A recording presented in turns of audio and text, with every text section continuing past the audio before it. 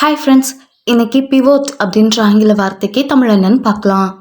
Pivot pivot இந்த வார்த்தைக்கு தமிழ் என்ன சொல்லுவாங்கன்னா மையப்புள்ளி, அச்சுப்புள்ளி, திருப்புமுனை.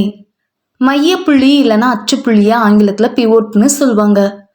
இன்னும் நல்லா புரிஞ்சுக்கிறதுக்காக 2 எக்ஸாம்பிள் சொல்கிறேன்.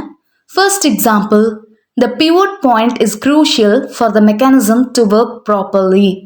The pivot point is crucial for the mechanism to work properly. இயந்திர அமைப்பு சரிவர செயல்பட மையப்புள்ளி முக்கியமானது. Second example, flexibility is the pivot of his business strategy. Flexibility is the pivot of his business strategy. தனித்துவமான திறன் அவரது வணிக முறையின் மையமாகும். இன்னொரு வீடியோவில் வேறொரு ஆங்கில வார்த்தைக்கு தமிழ் அர்த்தம் பார்க்கலாம். அது வரைக்கும் பை.